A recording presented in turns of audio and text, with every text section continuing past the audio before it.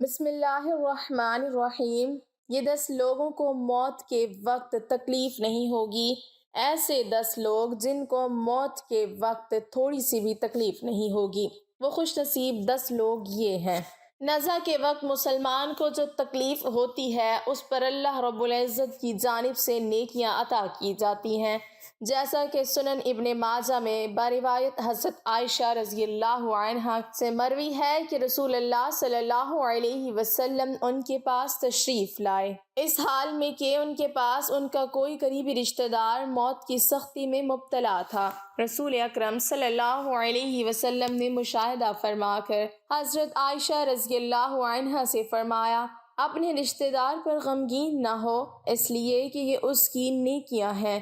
نیز حضرت عائشہ رضی اللہ عنہا سے ہی اس مضمون کی روایت ہے کہ جب سے رسول اللہ صلی اللہ علیہ وسلم کی وفات کی تکلیف میں نے دیکھی، اب میں کسی مسلمان میت کی حالت نزع کی تکلیف کو اس کے حق میں برا نہیں سمجھتی۔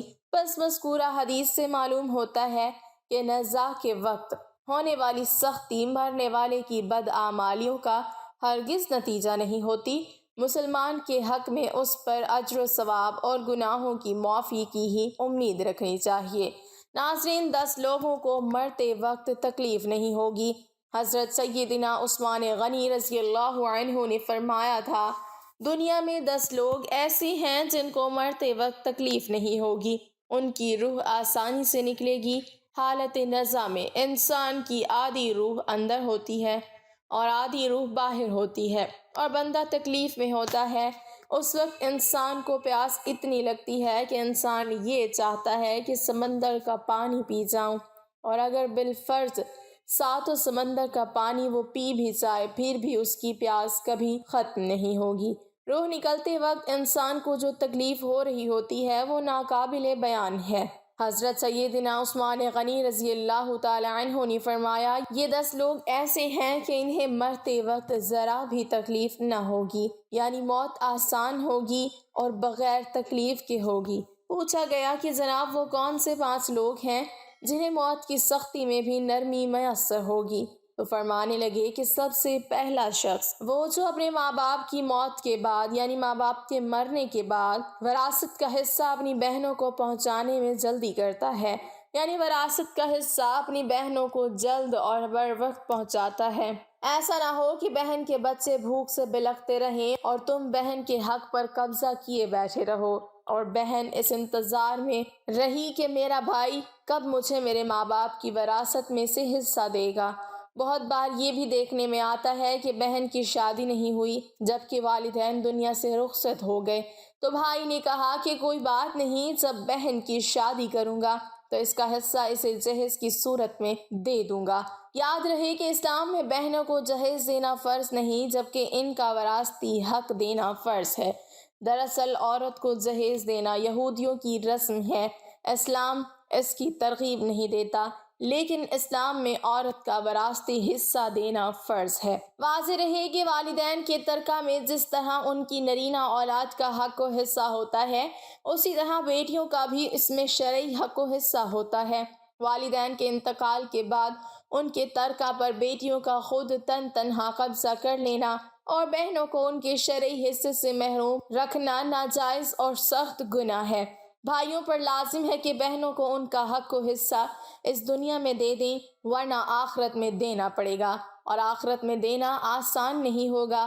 حدیث مبارکہ میں اس پر بڑی وعیدیں آئی ہیں۔ حضرت سعید بن زید رضی اللہ تعالی عنہ فرماتے ہیں کہ رسول اللہ صلی اللہ علیہ وسلم نے فرمایا، جو شخص کسی کی بالشت پر زمین بھی از راہ ظلم لے گا، قیامت کے دن 7 زمینوں میں سے اتنی ہی زمین اس کے گلے میں طوق کے طور پر ڈال لی جائے گی۔ ایک اور حدیث مبارکہ میں ہے، حضرت انس رضی اللہ تعالی عنہ فرماتے ہیں، رسول اللہ صلی اللہ علیہ وسلم نے فرمایا، جو شخص اپنے وارث کی میراث کاٹے گا، یعنی اس کا حصہ نہیں دے گا، تو اللہ تعالیٰ قیامت کے دن اس کی جنت کی میراث کاٹ لے گا۔ یاد رہے کہ جہیز کی رسم اسلام کی رسم نہیں بلکہ یہودی کی رسم ہے، اور اس کا سب سے بڑا نقصان ہے کہ جس طرح یہودی کی عورت کو بغیر جہیز کے کوئی شخص قبول نہیں کرتا تھا، اسی طرح آج اسلام میں بھی عورتوں کی شادیوں میں سب سے بڑی رکاوٹ جہیز ہے۔ غریب آدمی کی بیٹی بیٹھی بیٹھی بوڑھی ہو گئی کہ جہیز کا کوئی بندوبست نہ ہو سکا۔ اسی طرح اگر کوئی شخص یہ کہے کہ میں بہن کا وراثتی حصہ تو نہیں دے سکتا، البتہ جب اس کی شادی کا وقت ہوگا تو جہیز دے دوں گا، لہٰذا فرمایا گیا کہ بہنوں کو بر وقت حصہ دینے والے کی روح موت کے وقت بڑی آسانی سے نکلتی ہے۔ ناظرین، بہن کا حق کھانا ایسا ہے جیسے خنزیر کا گوشت کھانا۔ نمبر 2، یتیم کی کفالت کرنے والا۔ ایسا شخص جو یتیم بچوں کی اچھی تعلیم و تربیت کرے گا، اس کو بھی موت کے وقت تکلیف نہیں ہوگی۔ حضرت عبداللہ بن عباس سے روایت ہے، امام الانبیاء صلی اللہ علیہ وسلم نے ارشاد فرمایا، جس نے مسلمانوں کے کسی یتیم بچے کے کھانے پینے کی ذمہ داری لی، اللہ تعالیٰ اسے جنت میں داخل فرمائے گا۔ رسول اکرم صلی اللہ علیہ وسلم نے تو یتیم کی کفالت کرنے کو جنت میں اپنے ساتھ ہونے کی بشارت سے نوازا ہے کہ وہ جنت میں آپ صلی اللہ علیہ وسلم کے ساتھ ہوگا۔ حضرت سہل بن سعد رضی اللہ تعالی عنہ بیان کرتے ہیں کہ رسول اکرم صلی اللہ علیہ وسلم نے فرمایا، میں اور یتیم کی کفالت کرنے والا جنت میں اس طرح ہوں گے، اور آپ صلی اللہ علیہ وسلم نے اپنی انگشت شہادت اور درمیانی انگلی کے درمیان تھوڑا سا فاصلہ کر کے اشارہ کیا۔ نمبر 3، کثرت سے صدقہ کرنے والا شخص، یعنی ایسا شخص جو اللہ اور اس کے رسول صلی اللہ علیہ وسلم کی رضا کے لیے اپنے مال و دولت میں سے یوں صدقہ کرتا ہے کہ جب وہ اپنے ایک ہاتھ سے کسی کو دیتا ہے تو دوسرے ہاتھ کو پتہ بھی نہ چلے، یعنی دوسرا انسان وہ ہے جو کثرت سے صدقہ کرے گا تو اس کی موت کے وقت اس کی روح آسانی سے نکلے گی اور جان کنی کا عمل اس کے لیے تکلیف دہ نہیں ہوگا۔ نمبر 4، نرم دل والے، یعنی وہ لوگ جو دوسروں کی غلطیوں کو بھلا کر انہیں معاف کرنے والا۔ ایسے شخص کو موت میں سختی محسوس نہیں ہوگی، کیونکہ اس نے دنیا میں لوگوں کے ساتھ نرمی اختیار کی تھی تو اس کے ساتھ بھی نرمی کا معاملہ ہوگا۔ حضرت ابو ہریرہ رضی اللہ عنہ سے روایت ہے کہ نبی کرم صلی اللہ علیہ وسلم نے فرمایا، جنت میں ایسے لوگ داخل ہوں گے جن کے دل چڑیوں جیسے ہوں گے، یعنی چڑیوں کی طرح ان کے دل نرم ہوں گے۔ نمبر 5، ایسا انسان جو اپنی فیملی سے اچھا سلوک کرنے والا ہے، یعنی اپنے ماں باپ، بیوی بچوں اور بہن بھائیوں سے نرم دلی کا رویہ رکھنے والا ہے، اپنے بیوی بچوں سے پیار کرنے والا ہے، حلال کا لقمہ کما کر اپنے بیوی بچوں کی کفالت کرنے والا ہے۔ بزرگان دین فرماتے ہیں کہ جب رزق تنگ ہونے لگے تو دسترخوان کو وسیع کر لیا کرو، یعنی اپنے بیوی بچوں پر خرچ کرنا بھی صدقہ ہے، انہیں کھلانا پلانا صدقہ ہے۔ لہٰذا ایسا شخص جو اپنی فیملی پر خرچ کرتا ہو اور ان سے حسن سلوک کرتا ہو تو جب وہ دنیا سے رخصت ہوگا تو اس کی روح نکلنے میں آسانی ہوگی اور اسے کوئی تکلیف نہ ہوگی۔ نمبر 6، حضرت عثمان غنی رضی اللہ تعالی عنہ نے فرمایا، جو شخص یہ سوچ کر نماز ادا کرتا ہے کہ جو نماز وہ ادا کر رہا ہے وہ میرے نبی صلی اللہ علیہ وسلم کی آنکھوں کی ٹھنڈک ہے، نماز دین کا ستون ہے، نماز مومن کی معراج ہے، اسلام و کفر میں تفریق ہے تو 5 وقت کا نمازی موت کے وقت کسی قسم کی سختی میں مبتلا نہ ہوگا۔ نمبر 7، جو شخص قرآن کو سیکھے اور دوسروں کو سکھائے، یعنی وہ شخص جو خود بھی قرآن پڑھتا ہو اور دوسروں کو بھی قرآن سکھاتا ہو۔ پھر فرمایا، راتوں کی تنہائیوں میں اٹھ اٹھ کر قرآن پڑھا کرو اور قرآن پڑھتے وقت رویا کرو۔